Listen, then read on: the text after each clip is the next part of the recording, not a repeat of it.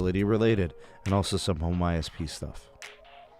So that's the one thing that you guys will notice about my channel is I don't put all my eggs into one basket.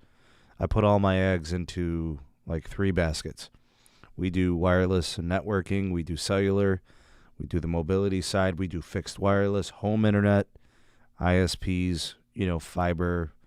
I try to do it all, right? So for all of your internet connectivity needs and all the stuff you need to know to keep you up to date as a consumer, that's what the channel's really about. Big shout out to the homie Big Lou Dogs. What up, man? Hey, Pimp Hard, I appreciate that super chat. Thank you, man. Getting the show started off right. Puts me in good spirits to know that, you guys appreciate the show. Thank you for that. Again, donations are definitely not a requirement. I'm not even asking for them. I do appreciate them. Those gestures are incredible and appreciated. Thank you. Michael, good to see you. Sneed the Easter Bunny. I don't know. I don't think I've ever put on an Easter Bunny suit or anything. But now that I'm getting a little up in age and I've got a daughter, a young child, maybe someday soon I'll have to do like costumes and stuff. You never know. You might see Sneed on Twitter posting a photo of him as the Easter Bunny. You never know. Or I don't know, Captain America or Thor or an Avenger or something, or Superman or Batman. I don't know. After workout, gang. All right, nice. Got a good workout in. All right. Let's take a look at these stories that I'm going to cover tonight. We are going to be talking about the Biden internet plan, what the plan is to change home ISP and internet availability, home broadband for the country. Obviously, my show is apolitical. I don't do politics much. I really don't. I've always been a man of the people. I've always been a consumer advocate. So I'll never take the side of big companies. I'll never take the side of any political affiliation or group or organization. I just don't do that. So, I just want you guys to understand when I do cover that story, it's not from an angle of politics, but more of an angle of the administration building a plan where they think they're going to do what's best, to improve internet connectivity for, Americans across the country. It's always about execution. It's always about how it finishes. And of course, that's the conversation to be had after 4 years, so, we could speculate and we could try to, predict if it's going to be effective. But again, at the end of the day, it's just what happens after 4 years. So we'll kind of pick apart that plan, and we'll see how it looks and how we think it'll play out. But I'll look at the details, and there are some things I like about it, and there's some other things that are a little suspect, and most plans are built that way. All right. And then also we're going to talk about some phones, some releases here in 2021, some phones I'm excited about. I did do some live streams earlier. I want to say it was like maybe January or February. I kind of was giving my excitement about these phones, and we know a little bit more about them now. So, I mean, look, I have 2 iPhones. I have last year's S20 Plus, and I have the Google Pixel 5, right? Google's flagship from last year. I'm excited about their flagship from this year, and I'm excited about a BlackBerry. And we have a little bit more information about those phones now than we did a few weeks ago. So I want to go through kind of like the rumor mill about those. And then also I have an AT&T and FirstNet update for you guys. And that one's pretty cool, especially if you're a first responder. Maybe you've been thinking about FirstNet, right, as an option for you. But maybe one of the things that has held you back was no 5G on FirstNet. And that is about to change. So super excited about that. I actually have a trial line for FirstNet. And it has been one of the most incredible experiences I've ever had. I've been so amazed at how good the network core is for FirstNet. And if anybody qualifies for it, it's a slam dunk. I absolutely adore it, and I love it. I don't want to give it up. I don't want to lose it.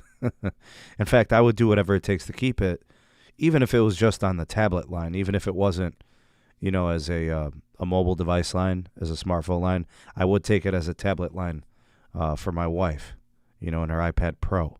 I think that would be great. So, anyways, what, Big Lou, Samsung makes a beast of a phone. Very few phones are as powerful and feature-packed as a Galaxy S series phone. You make an argument, maybe the Note series, Yeah, I know. What, Big Lou, the predecessor usually isn't as good as the new one. The newest generation has more features, is usually better. Newer hardware, more capabilities, makes total sense. But man, you paid the big bucks for that sucker, right? That thing was about $1,200. And plus, also keep in mind, Big Lou, you live in a market where ultra wideband is abundant. Like, you're frequently connecting to ultra wideband 5G from Verizon. It's one of the fastest connections in the world. Like, it's not even an exaggeration. It's like a blessing to have that. So consider yourself lucky and blessed that you get to connect to that stuff on the daily. I mean, the hotspot, the tethering. I mean, there's so much you could do with that connection. It's incredible capacity. Let's see if I missed anything I needed to get to. All right, I think we're good to start the show. All right, let's go ahead and do this thing. All right, I want to start first with that home ISP broadband plan from the Biden administration. So this is a proposed plan that I think, the president wants to get Congress on board. He's obviously going to need support from across the country. He's not going to be able to do this alone. You know how these things go. You got to get people behind you. You got to get them to support you. When you do that, it can be executed properly. So there has to be a belief and a trust that it's going to work and execute properly. All right. So another thing to note is that the intention of this broadband plan from the Biden administration, I don't know if it's so much going to be a winner depending on pricing.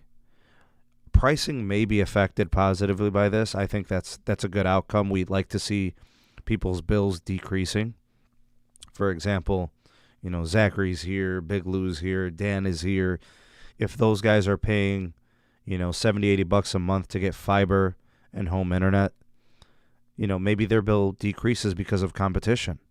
Maybe there's one or two more home ISPs that come to their market because of this bill. Then you could say that this bill was effective at increasing competition and decreasing pricing, right? So that's part of this plan. So with the support of Congress, I think what we're going to see is more home ISP companies expanding more home ISP infrastructure, okay? So the first thing, obviously, the infrastructure piece. The one thing that we can say with 100% certainty, there are many U.S. citizens that don't have access to a fast, high-speed home broadband internet connection. The issue is that they may have a couple of options in the form of satellite operators, but those operators are, number one, expensive, and number two, they're also usually not very fast. Do they even truly qualify as home broadband? So speeds would likely be picked up because you would have competition and you would have improved infrastructure. Rural customers would obviously be receiving more options and have more businesses to choose from. And then, if the infrastructure is improved, it's just going to give them a better quality of service. And I think that also can be said about urban communities as well. I mean, who doesn't want additional choices of places to shop? If you go to a shopping mall, it's nice having 20 stores competing for your business, offering all types of promotions, 20% off, 30% off sale. They all respond to each other based on competition. So whether it's rural or urban, getting more, choices and options, and that's probably going to decrease your bill. And I think also the fact that in the rural case, they're underserved. And then, to be honest with you, sometimes it's not even that they're underserved. Sometimes they're unserved, meaning they don't even really have options. And in my opinion, having one option is not really an option, right? You're stuck. So in my opinion, getting a second, third, fourth company competing for your business is really the best case scenario. Big shout out to Kimberly. Welcome to the show. More so, the clean billing intentions. I think that's something that's important. I don't think that the bill aims to control pricing. You know, they're not the administration never said in their plan they want to tell companies what to charge. But I think what they want to do is they want companies to stabilize their billing. Meaning after 1 year, you shouldn't be raising pricing outside of a contract without contacting and reaching out to your customers. You know, in good faith, operate a business where you can stabilize your, pricing. Me personally, I would like to see the contract offers, the 1 year pricing model. I want to see that completely eliminated. AT&T has brought it back for the sake of their benefit to lock customers in. I want to see that just gone for good. In fact, I don't know if you want to make it illegal. Like, do you want to take it there? But I don't know, man. It's really stupid to do business with a company, pay them a bunch of money, and then after a year they decide they want to raise the pricing on you just because it's been a year. It'd be one thing to say, well, okay, look, we're getting charged more to do business here. We have to charge you a surcharge for upgraded infrastructure. I mean, that's arguable. You could say, well, that company has to do it.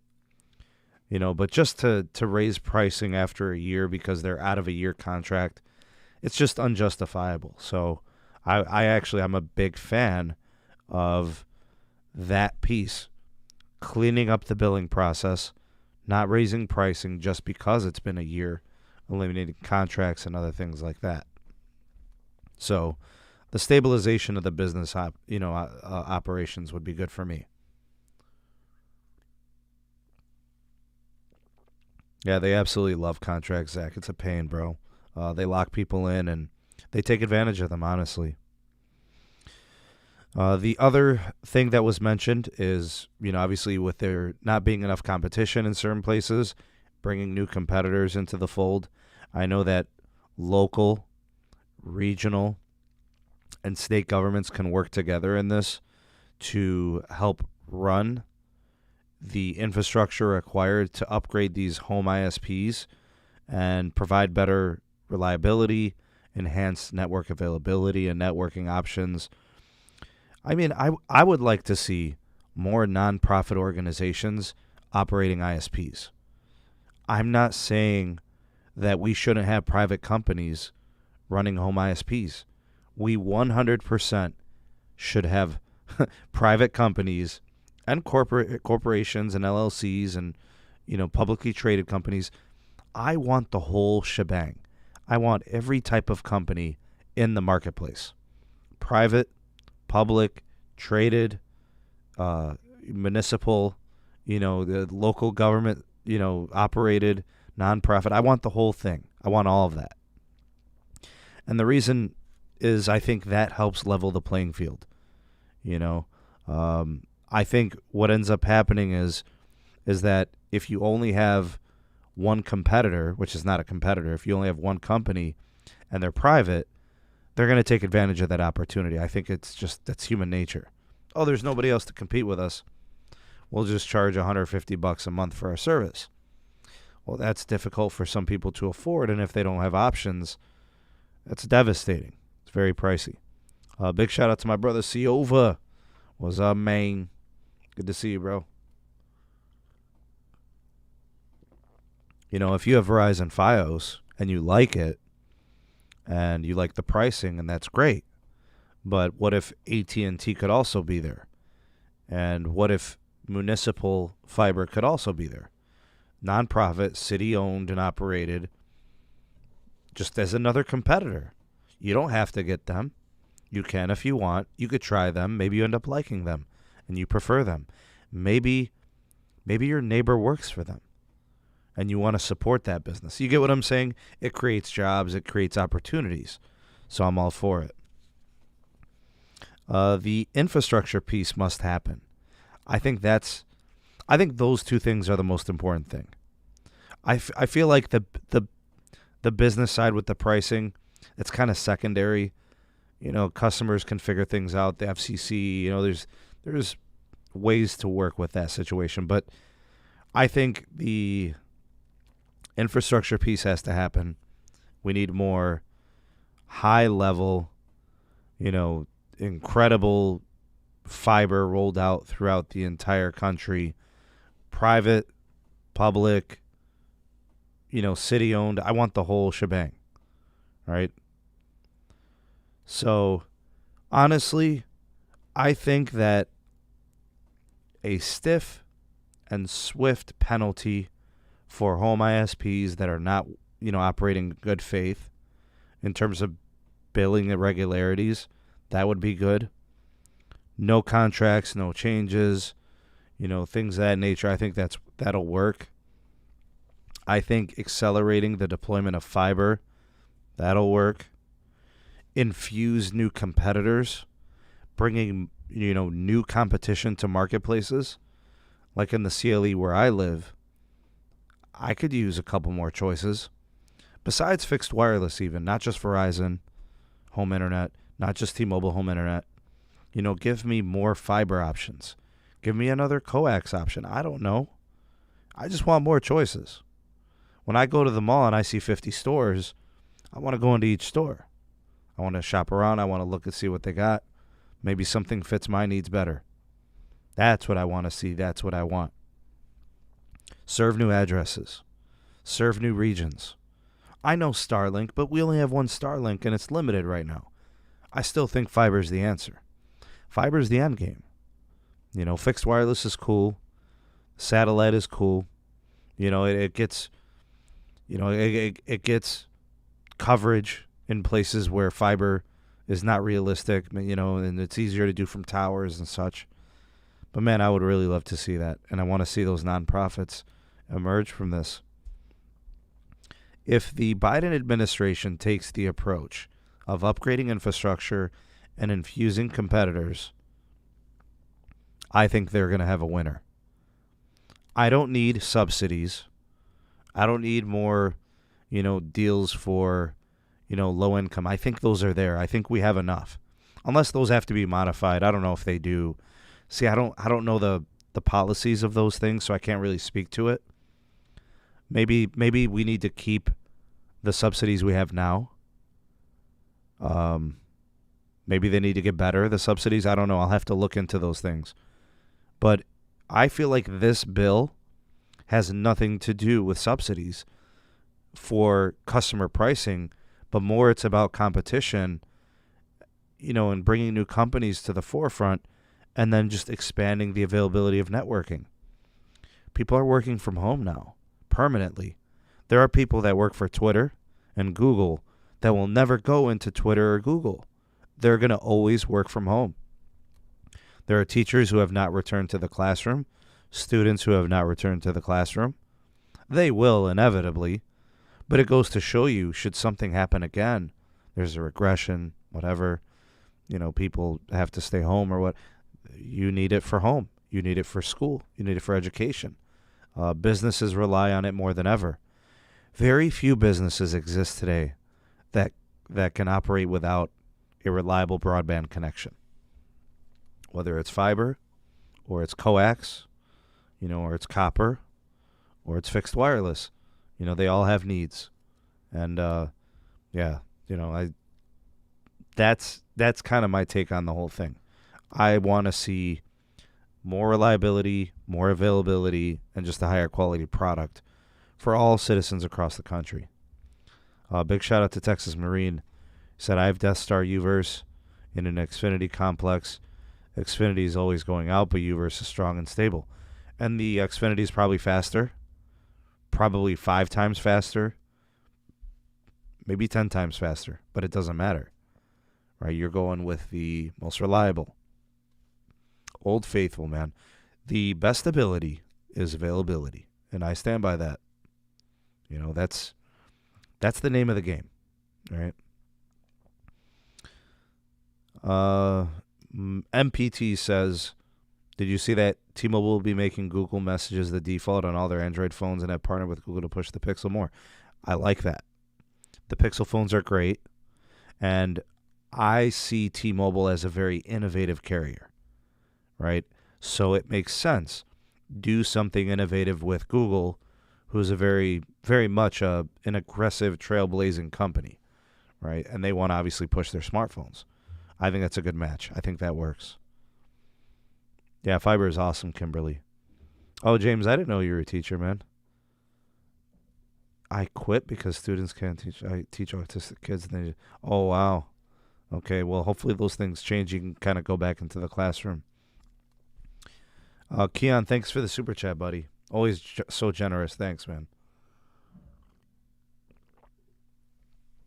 Keon says companies don't want competition. Well, tough nuggets, right? If the Biden plan enforces and builds competition, they'll have no choice. So you guys are familiar with Charles Darwin and the concept of natural selection being the driving force of evolution. That's what the companies are going to have to do.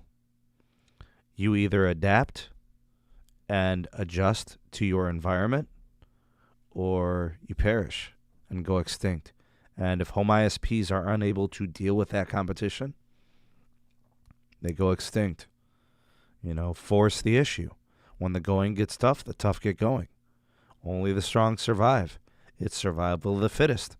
And if fitness in home ISPs means pricing improving and dropping, and products having to get better, and customer care being better, so be it. And we are the beneficiaries of it.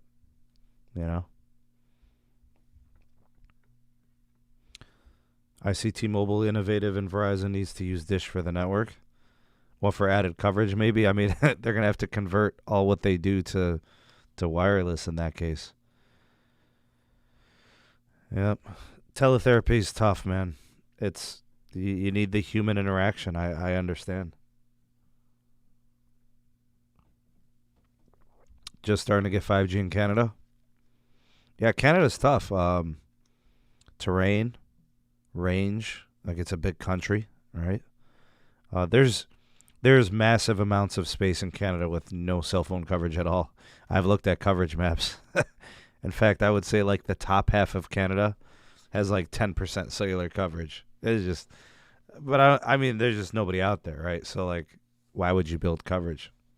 Satellite operators would be the winner there.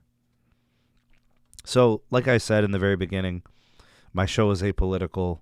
I don't have any affiliations. I don't care about conservatives and progressives and Republicans and Democrats. I'm a man of the people. I'm a man of the consumers. I myself am a consumer. So I just want to see us win, out of everything. That's all I care about. That's it. That's my number one concern. All right, let's take a look at the next story. Man, we're already like 34 minutes in. All right. What's up, Pete? Ahoy, buddy. All right, this one is on the Google Pixel. I want to give a big shout out to my brother Tito from the Nerdiest Podcast, formerly known as Aloha Android. Tito broke the news today. Story coming out of 9 to 5 Google. The Google Pixel devices this year, at least the Pixel 6, 6th gen Pixel, whatever, not the entry level mid-ranger, 5A, follow up to the A devices, but the actual like flagship, whatever it's going to be. That is going to have a chipset made by Samsung. Confirmed, it's not going to be a Qualcomm chip. Wow. Surprised. I'm incredibly excited about the proposition. I don't know if it's going to be a good or a bad thing. I don't. I've been noticing that a lot of people are kind of on one side or the other. Many people are saying, how do you do this without Qualcomm? Qualcomm makes the best chips. And it's true, Qualcomm makes an incredible chipset. Their SoCs they're second to none. I mean, who's out competing Qualcomm? Nobody is. MediaTek seems to be moving a lot of their chipsets internationally, but when it comes to power, when it comes to innovation, Qualcomm's just killing it, and they're not involved in this Google Pixel flagship. It's going to be Exynos or Samsung, which I'm assuming that's what it's going to be. So in that situation, if this works out in the favor of Google, maybe this allows them to do more custom things with the chipset, and maybe that's why they went that direction. Maybe it was pricing. Maybe they got a better deal through Samsung. Samsung is obviously disrupting in cell phone tower infrastructure, radios and antennas and such. So they're getting involved with more than just standard electronics in the form of smartphones. They're also, they're doing the chipsets. They're doing probably some modem technologies and antenna technologies. It's pretty cool to see them become a legit player here. Now with Google, does this make their direction clearer? Will they be able to continue to try to do the more affordable flagship? The only concern I have is if it doesn't perform like a flagship and it becomes just by name Google's flagship. So it's got to be a true flagship. I have a Google Pixel 5 from 2020. I don't need another mid-ranger. I love that phone, but it's not the powerhouse flagship that people were clamoring for to follow up the 4 and 4XL. So, in looking at a flagship for 2021, I do want to see a high-end SoC, a chipset that is powerful with incredible antennas, high-powered modem technology. I want it to have everything that the Qualcomm counterpart will have. If it saves Google money, so be it. If it allows Google to do things that are more customizable, I'm cool with that too. But it's got to be as good or really, really, really close to Qualcomm. Otherwise, they should have just used Qualcomm. Now, when it comes to pricing, if the Google Pixel phone is a true flagship through and through, and they price it at $799, we got a winner. $699, they're probably going to be taking some shortcuts to make that happen as a flagship, kind of pushing it into the mid-ranger territory. I just don't know if I like the proposition. Now, should they make a mid-ranger? Absolutely. There's some people that want a model year Google phone that is not a flagship. And when you look at the success of the Pixel 5, it's sold. It sold better than the 4. It sold better than the 3. I don't know if it sold better than the 2 or not. I'm assuming it did. But the sales for the Google phones have been lackluster, and then the 5 actually did decent. It didn't knock anyone's socks off or anything, but it was the most affordable Google phone flagship that we've ever had. They introduced it at $699. They ran specials at $599 and $499, so it sold. In fact, they sold out, requiring more manufacturing. I don't think any other Google phones ever had that. They never had a shortage problem. They never sold out at distributors, retailers and such. So we'll see. I think it's an important thing to note. I'm excited. I don't know what a Exynos or Samsung chipset is going to be like in a Google phone, but I'm willing to see.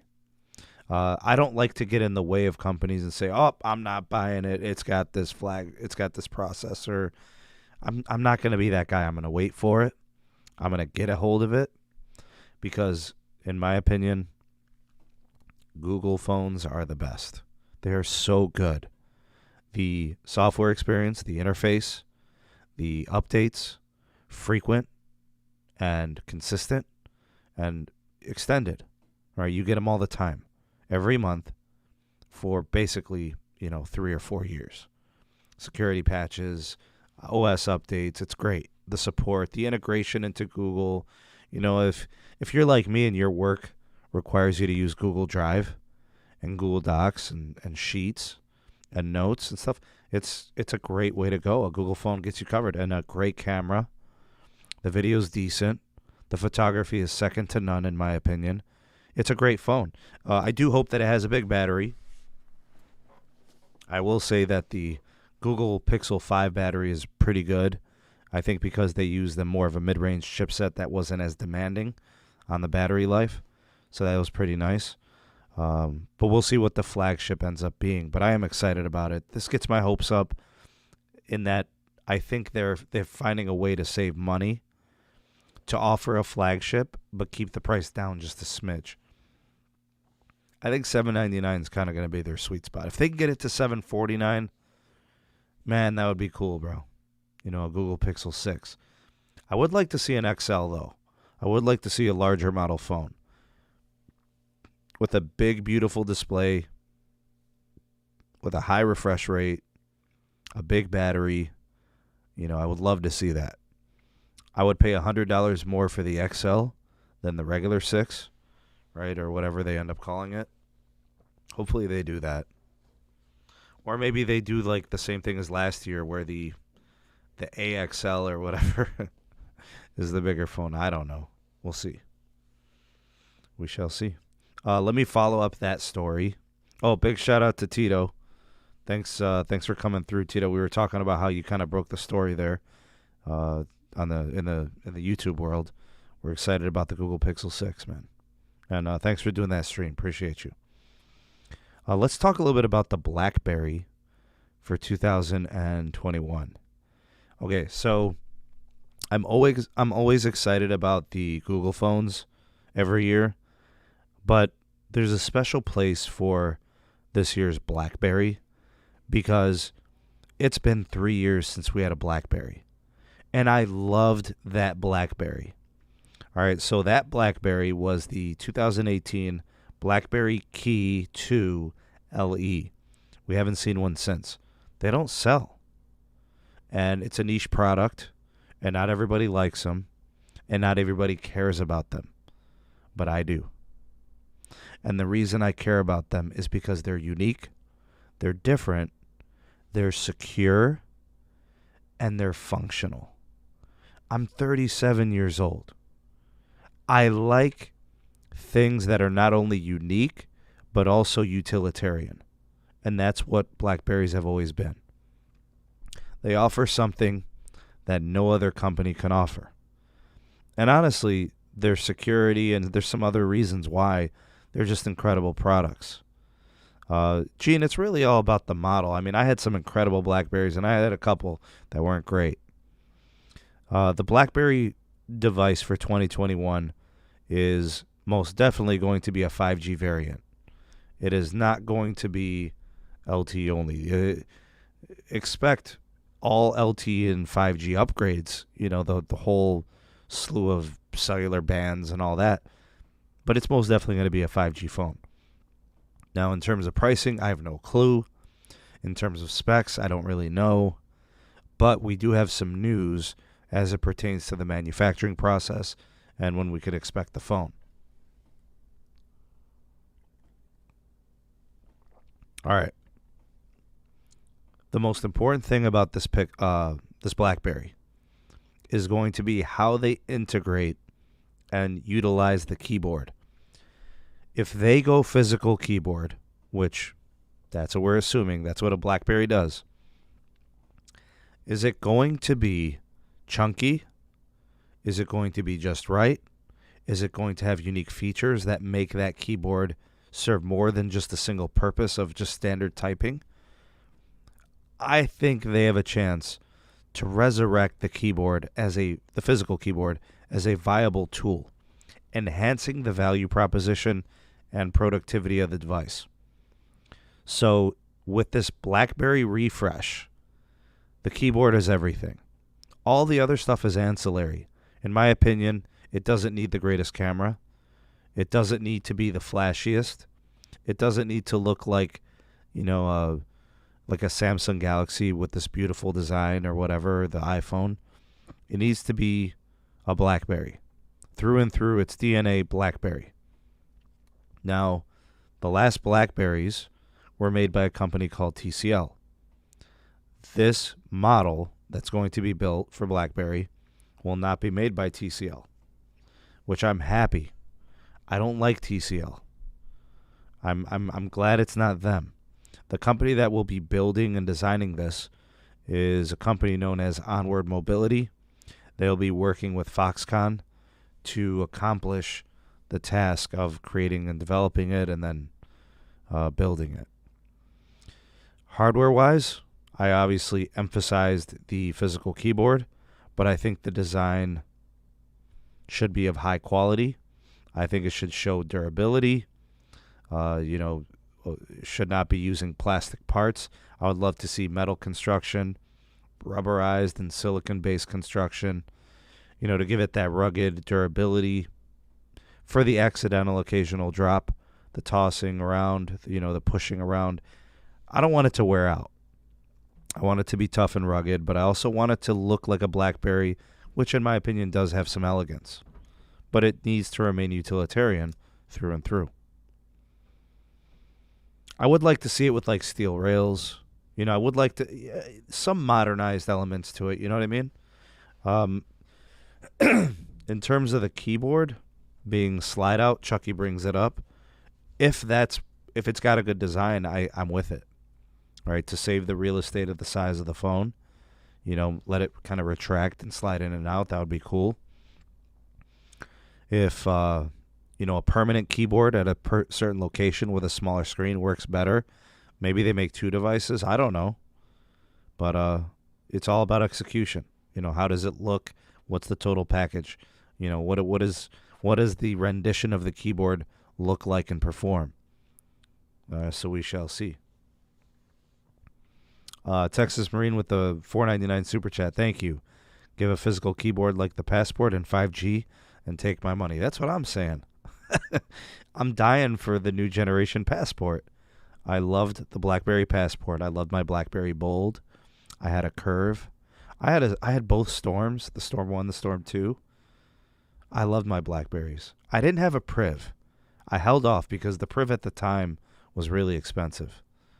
So I ended up buying a Moto X Pure Edition back in 2013 or 14. I forget when it was. And I haven't really been back since to BlackBerry, with the exception of a short pit stop with the BlackBerry Key 2 LE.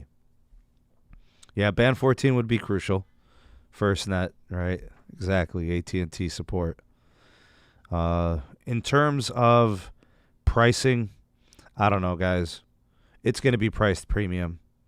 It's probably going to be an $800 to $900 device. I really do think so. They probably won't do an XL model, so that'll keep it under $1,000. In terms of availability, I don't know. Global, I would assume. At least North American, Canada, United States. They are talking about it being available in Q3, Q4, right? Somewhere around there. So it sounds like a September, October-ish. If I was BlackBerry, I would avoid all things Google. I would avoid all things Samsung and avoid all things, most importantly, Apple. You do not want to go up against the iPhone. Not even remotely close to when they launched that bad boy. Any new iPhone launch, stay away. Either, 2 months after or 2 months before. Give yourself a chance. I don't think they're going to do a mid-ranger. It's just, I don't know, unless they really feel confident like the chipsets can hold up in the mid-range. I don't know. Big shout out to my homie, Big John Tech Reviews. Yeah. Good evening to you, sir. Thanks for coming through. Well, that would be cool, James, if BlackBerry and Apple got together on iMessage. That would be pretty sweet. That would be pretty interesting. In terms of security, obviously BlackBerry is second to none. They offer, hands down, the best security in smartphones. So that's pretty cool. I mean, when we speak to the security prowess of BlackBerry, it's agency grade, it's corporate grade, it's government grade. They were the government phone back in the day. Alexis, welcome to the show. You're never late. You're always on time. I don't know. The security piece is huge. When people buy BlackBerries, it's about the security. So, ultra secure, keeping your stuff protected, secure transactions, messaging, calling, full level encryption, both on the operating system and the app level, on the hardware side, maybe a dedicated chip, that sort of thing. I'm a big fan of all those things. Legendary security from BlackBerry. Flappy Birds. All right, so support-wise, I would like to see BlackBerry support more frequent updates. That was one of the problems that I saw with the BlackBerry Key 2 LE. It wasn't getting much updates from the software side. So, they're going to have to commit to some form of update schedule. Like at least OS updates, twice a year or something, or once a year. OS updates like major overhauls to the newest Android. I would love to see the security patches increase. So instead of every 6 months or something, or every 8 months, can we get those every couple of months? The faster the better, and the more frequent the better. So I'd like to see that happen. And there's some ancillary stuff. Like I said, I don't think they have to have the greatest camera. It's just got to be passable. It's got to be decent. It's got to be good enough. It doesn't have to be better than an iPhone. It doesn't have to be better than a Galaxy or a Google phone. It just has to be decent. Just don't be bad. Compete. Headphone jack, I don't know. People are really starting to get used to not having one. I personally, because it's a utilitarian phone, I would love to see a headphone jack in a BlackBerry. Make it happen, BlackBerry. Headphone jack. And let's make it a high-quality audio jack, too. So, high-quality sound, high fidelity, give it some good components. Give it some cool EQ features to make the sound enhanced. I would like to see that be another selling point of that phone. Some other stuff, I don't know. Would you guys be interested in a BlackBerry with secondary mods? Like a secondary screen you can attach to be more productive? Any type of audio attachments, or I don't know, a wireless charging adapter of some sort, or I always felt like the reason that Motorola, the Moto line, failed with the Moto mods was because Moto just wasn't strong at the time. The ideas were incredible. The components were very cool. The execution was decent. But Moto just wasn't selling phones at the time. How are they going to sell the mods? If you can't sell the phones, you can't sell the mods. BlackBerry is so respected and they're so adored, maybe mods become something major for them. And they would all be like productivity mods, right? Like, do like the Samsung DeX thing, right? DeX, where it becomes like a desktop. That would be pretty cool. I don't know. I just feel like there's so many things that they could do with the branding. The BlackBerry brand is legendary, BlackBerry's battery life, it's been all over the place. I hope it has a big battery. I think a 5,000 milliamp hour battery would be great. Maybe they find a way to squeeze in more, 5,500, 6,000. That would be pretty cool. I don't mind a big, huge phone if it's a BlackBerry. I don't mind that it's a monster and a beast. Bigger battery, stronger, more powerful, better storage, better RAM. I'll take it. But it's got to be at least full day. Remember, people that are in productivity, they're going to need power. So it's got to last a day. I would like to see fast wireless charging. I want it to be a real monster. Seriously. Hashtag BlackBerry 2021. All right, last story of the day. This one is out of AT&T and FirstNet. I got a network update for you guys. All right.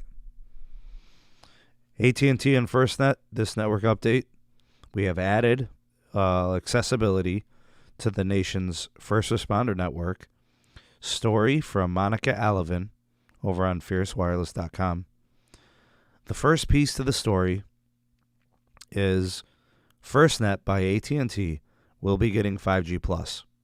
For those of you that don't know what that means, what 5G Plus is, 5G Plus is AT&T's name for their millimeter wave 5G. It is ultra high capacity. It is very, very fast. Typically, when I've connected to 5G Plus from AT&T, my speeds range from like 1 gig to 1.9 gigs. So, yes, ultra capacity. Millimeter wave is an incredible technology. I love it. It's incredible. It is a great way to get gigabit speed. The channels are very wide, hence the name ultra wideband that we oftentimes correlate with millimeter wave. And it's an incredible technology. I love it. It's getting better and better all the time. As it becomes more available, more people will get a chance to connect to it and witness how incredible it is. But it slowly rolls out to different markets. The 5G Plus, or millimeter wave from AT&T, is available in 38 markets currently, and there are 20 unique venues that also have these, 5G Plus millimeter wave nodes. So we're talking about things like arenas, NBA arenas. We're talking about NFL stadiums, coliseums, places that need the capacity. The further commitment to the FirstNet network core and network advancement gives me confidence that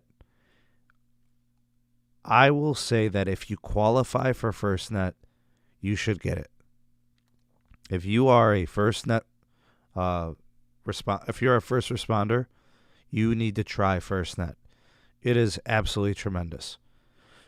The FirstNet network core, takes the AT&T network to the next level. Imagine a supercharged, never slowed down, highest priority network access on the AT&T network, which is very good. It's gotten enormous. It's growing. It continues to grow, and it also continues to get faster.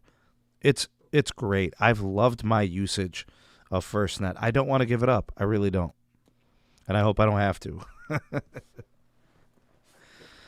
So, if you are looking for the highest priority connection with no slowdowns whatsoever, regardless of what's happening around you, emergencies and all that, the FirstNet priority is incredible. And the development of the network with Band 14, and it's just been awesome. As of right now, Houston is live. So the city of Houston was in beta, and they had the 5G Plus on FirstNet. Now it's officially live. It is an official launch. So if you are a first responder, FirstNet customer in Houston, go ahead and speed test some 5G Plus, the AT&T millimeter wave. I bet you'll never guess which city is the second city that now has the 5G Plus for first responders. Do you guys know? Might you know where it is? It is the CLE. I can't wait to go testing 5G Plus tomorrow. Yes, the CLE, that's right, Zach. I'm going to go test it tomorrow. I can't wait. This is going to be awesome. So, super amped about that. Super psyched about that. I'll go ahead and test it. I'll do a video on it. I'll take my AT&T line. We'll compare the two. We'll see if the priority is different. We'll see if the speeds are any different. Ping times, all that stuff. We'll put it through the ringer. Arlington, Virginia. No, Pete, no.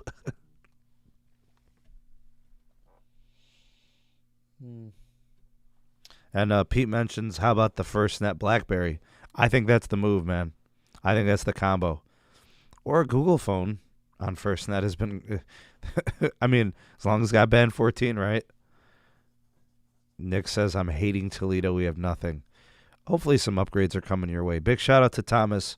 AT&T is upgrading my home band 12 only site with the full treatment. Band 2, 66, 14, 30, and N5. My dude, your tower is about to get a complete makeover. Man, AT&T is next level when it comes to upgrades. I mean, they are investing 20 plus billion into their network annually. It's pretty cool. Oh, and one more thing. Security enhancements. FirstNet is rolling out a bunch of encrypted updates or updates for encryption, tower to core, full encryption-based system. These modifications are going out to tower sites on a tower-to-tower basis right now. So that just gives me more confidence that the network gets more and more secure. I love it. I'm all in on FirstNet. I'm all in on AT&T. FirstNet was the best thing that ever happened to AT&T and wireless. Seriously, I don't know. There's no better way to put it. They go to these old tower sites. They upgrade it to band 14. They get a check from the FirstNet Authority, from the United States government. And while they're up there, they upgrade everything else. They put band 30. They upgrade all the LTE hardware. They upgrade the fiber optic. And those tower sites start doing 300-400 megabits per second. You know, it's incredible. It's awesome. I love it. Anyways, I want to give a big shout out to everybody who donated tonight. Thank you guys. I'm going to go ahead and wrap up the show. Big shout out to everybody who donated. I did see that it was there were several of you actually. Hey Tone, good to see you, man. I don't know if it's tracking it here. It's okay. Big Tom, thanks for that super chat donation. Texas Marine had a couple as well. Keon had a super chat, so thank you guys for those. I'm not sure if I missed anybody else's. It's not letting me scroll back all the way, but thank you for those super chats. And also, hashtag Mod Squad, thanks for holding things down for me. You know, I know there were a couple of trolls. You guys got them out of there. Hashtag 2Live Crew if you're watching this on the live. Hashtag Replay Gang if you watch this on DVR. And hashtag Ravioli Gang if you're watching this while you're eating dinner or snacking. Let's go ahead and wrap up the show. If it is your first time here, most definitely hit the subscribe button now. Become a part of the SMT Nation. The SMT Nation is a movement. We are a group of network tech enthusiasts that love all things cellular and mobility. To join, you just hit subscribe. Welcome to the community in advance. Also, we got a Patreon page. Check us out. You know, we got the Patreon link in the description box. You know, become a member of the SMT Patreon page. Big shout out to Alexis. Thank you for that super chat. Coming in, hitting that buzzer beater. Yeah, good night. And also, big shout out to Ethan. Thank you for the super chat as well. Hey, you're very welcome, and I'm glad to offer it and to be a part of this incredible community. Again, thanks for being a part. Thanks for coming in and hanging out. I hope you guys have a great weekend. I hope it's a fun one, a safe one. I hope everybody's doing well. I wish you wealth. I wish you health. I wish you all the best. And yeah, that's it. You guys are incredible. Thank you so very much. And who knows? Maybe we'll do a show on Sunday. If it's possible, might be able to swing it. We shall see. Stay tuned. Keep it locked to the SMT. More content up and coming. Bringing you the most coverage in all things cellular and mobility. Thank you all for coming through. Have a great one, and we'll see you very, very soon. Peace.